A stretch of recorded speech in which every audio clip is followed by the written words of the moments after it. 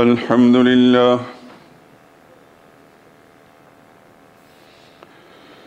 الحمد لله وحده والصلاة والسلام على من لا نبي بعده ولا رسول بعده ولا معصوم بعده أما بعد فإن خير الحديث كتاب الله وخير الهدي هدي محمد صلى الله عليه وسلم وشر الأمور محدثاتها وكل محدثة بدعة وكل بدعة ضلالة وكل ضلالة في النار. أعوذ بالله من الشيطان الرجيم. بسم الله الرحمن الرحيم. لقد جاءكم رسول من أنفسكم عزيز عليه ما عنتم حريص عليكم بالمؤمنين رؤوف رحيم.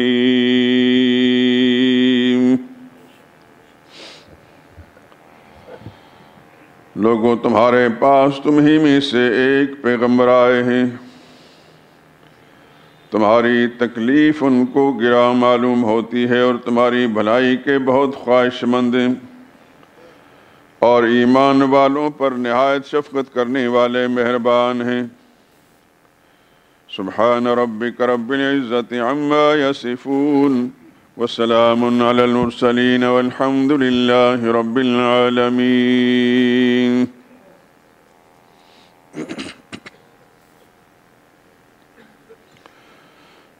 درود پاک پڑھ لیں. اللہم صلی علی محمد وعلی آل محمد کما صلیت علی ابراہیم وعلی آل ابراہیم انک حمید مجید. اللہم بارک علی محمد وعلی آل محمد كما باركت على إبراهيم وعلى آل إبراهيم إنك حميد مجيد.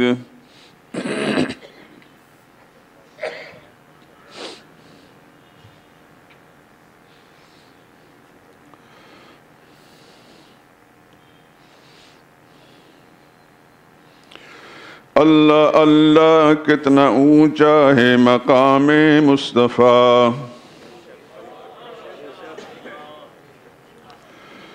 اللہ اللہ کتنا اونچا ہے مقام مصطفیٰ.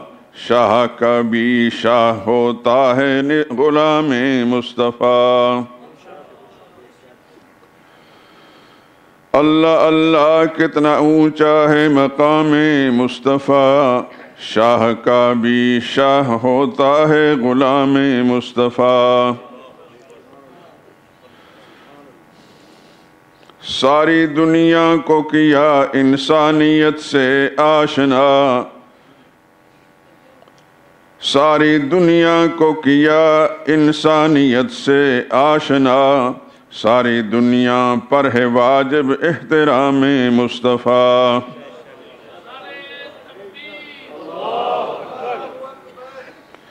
اس کو دنیا کی کوئی طاقت مٹا سکتی نہیں، جس کے دل پر ہو گیا ہے نقش نام مصطفیٰ.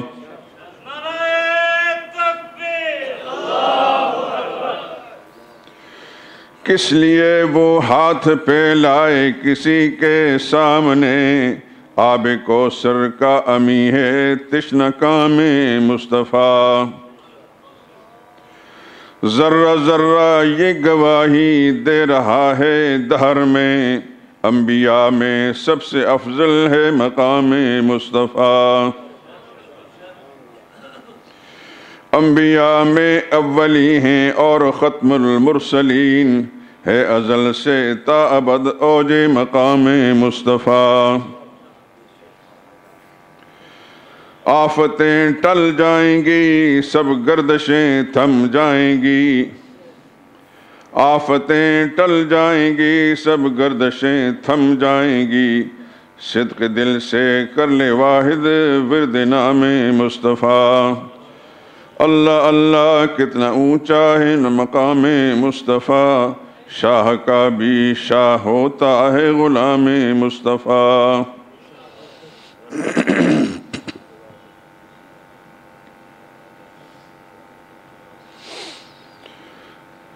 بزرگان محترم، برادران عزیز،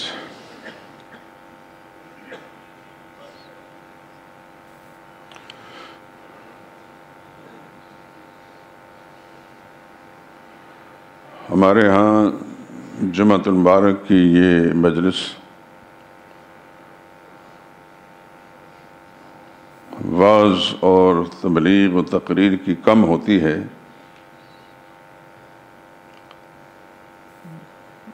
درس کی زیادہ ہوتی ہے۔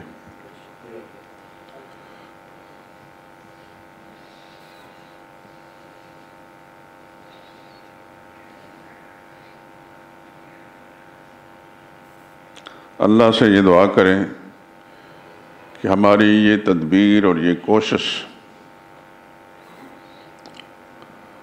دلوں کا حال رب جانتا ہے،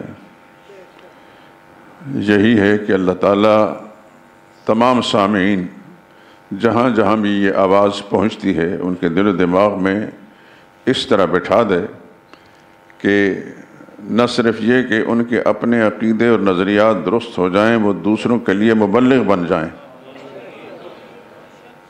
اور صحیح طریقے سے محمد مصطفیٰ صلی اللہ علیہ وسلم کی ذات اقدس اور آپ کا خاندان گرامی جو ہے لوگوں کے ذہن کے اندر آ جائے۔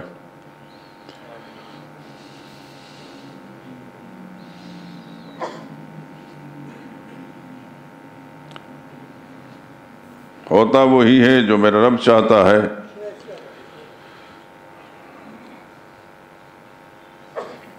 جوں میں اس سلسلے میں کوشش کر رہا ہوں تو ساتھ ساتھ میرے دل میں ایک احساس بیدار ہو رہا ہے کہ اللہ نے مجھے اگر توفیق دی، زندگی نے ساتھ دیا اور فرصت و فراغت نصیب ہوئی، تو میں نبی کریم صلی اللہ علیہ وسلم کی ذات اقدس کے بارے میں پہلے سے ایک خاکہ میرے ذہن میں موجود ہے، لیکن اللہ کے ہر کام میں کوئی مصلحت ہوتی ہے۔ میں یہ جتنی باتیں بھی رسول اللہ صلی اللہ علیہ وسلم سے خاندان سے متعلق ہیں ان سب کو ہی اس میں لکھنا چاہتا ہوں، اور میری اپنی معلومات یا مطالعے کے اندر ابھی تک جتنی کتابیں بھی ہیں، چاہے قدیم ہیں یا جدید ہیں، ان سب میں اس طرف توجہ نہیں دی گئی۔ ایک بات کسی کتاب کے اندر ہے، دوسری بات کسی کتاب کے اندر ہے۔ تو یہ جتنی چیزیں بھی آپ حضرات تک پہنچ رہی ہیں، یوں سمجھیں کہ یہ دسیوں کتابوں کا نچوڑ ہوتا ہے، کسی ایک کتاب میں نہیں۔ تو میرے دل میں آج بھی بیٹھا کہ خیال آ رہا تھا کہ اللہ مجھے توفیق دے کہ میں وہ کچھ لکھ دوں جو ایک ہی کتاب سے سب باتیں مسلمانوں کو معلوم ہو جائیں۔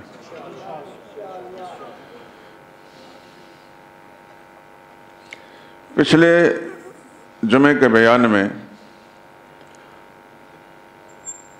نبی کریم صلی اللہ علیہ وسلم کے خاندان کے ایک اہم فرد جناب ابو طالب، جو رسول اللہ صلی اللہ علیہ وسلم کے چچا تھے،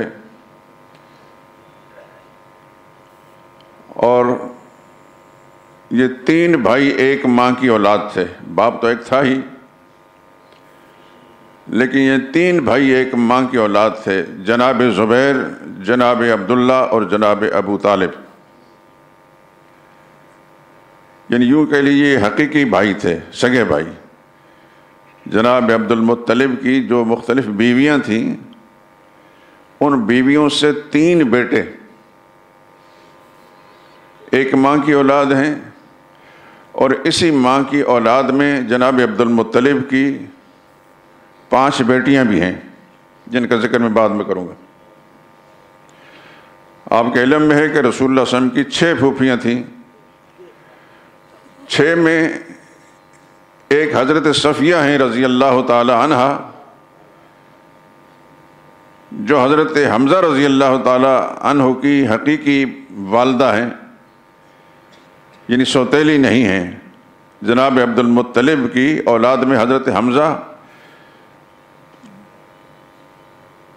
حضرت حالہ کے بیٹے ہیں، اور یہ بات شاید اس سے پہلے میں نے کہی ہوگی کہ حضرت حالہ جو ہیں سیدہ حمزہ رضی اللہ تعالیٰ عنہ کی والدہ، یہ رشتے میں سیدہ آمنہ نبی کریم صلی اللہ علیہ وسلم کی والدہ ماجدہ کی چچا زاد ہیں۔ اس پہلو سے حضرت حمزہ اور محمد مصطفیٰ صلی اللہ علیہ وسلم چچا بھتیجا بھی ہیں اور چچا زاد بھی ہیں۔ اور تھوڑی سی وضاحت میں یہ کر دوں کہ جب محمد مصطفیٰ صلی اللہ علیہ وسلم کے والد گرامی جناب عبداللہ کا رشتہ کرنے کے لیے مدینہ طیبہ میں ایک خاندان بنو زہرہ، اس کے ہاں جناب عبد المطلب اپنے فرزند جناب عبداللہ کا رشتہ لے کر گئے، اور ان میں سے وہب بن عبد مناف جو رسول اللہ کے نانا ہیں، ان کی بیٹی سیدہ آمنہ کو اپنے بیٹے جناب عبداللہ کے لیے انہوں نے منتخب کر لیا۔ عین اسی وقت میں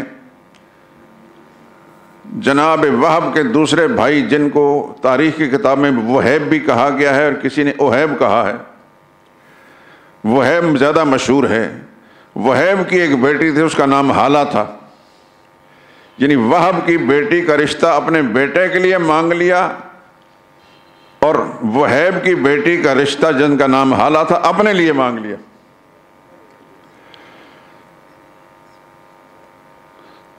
تو وہب کی بیٹی سیدہ آمنہ سے محمد مصطفیٰ صلی اللہ علیہ وسلم پیدا ہوئے، اور وہیب کی بیٹی حالہ سے جناب حمزہ پیدا ہوئے۔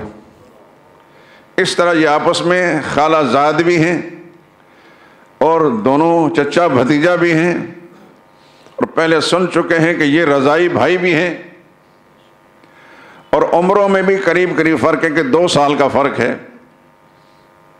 بعض نے 3 سال لکھا ہے کہ سیدنا حمزہ حضور صلی اللہ علیہ وسلم سے 2 سال یا 3 سال عمر بڑے ہیں، یوں سمجھنے کہ بچپنا اکٹھا گزرا ہے۔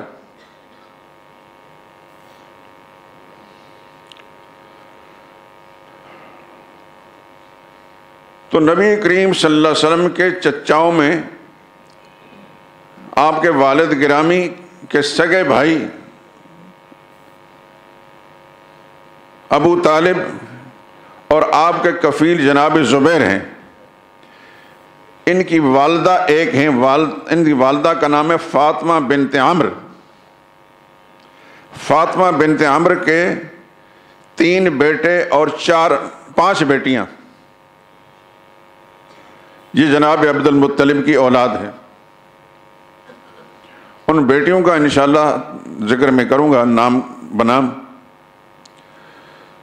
تو اس سے پہلے میں نے جناب ابو طالب کے بارے میں جو کچھ معلومات آپ کو دی ہیں، ان میں سے خاص طور پر پچھلے جمعے اور اس سے پچھلے جمعے میں حضرت جعفر رضی اللہ تعالیٰ عنہ کا تذکرہ ہوا۔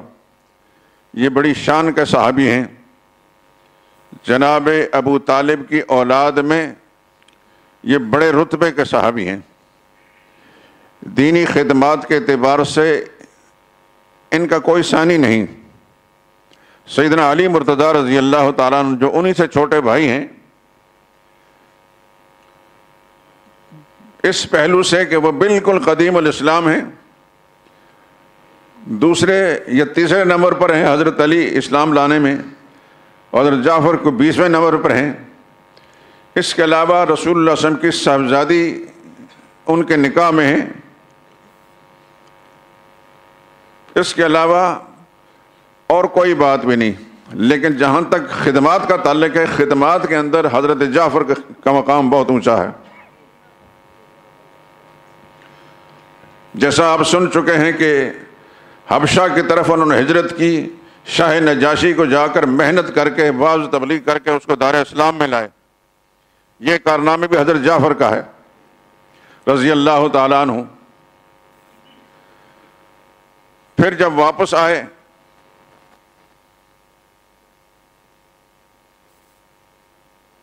تو پچھلے جمعے میں آپ سن چکے ہیں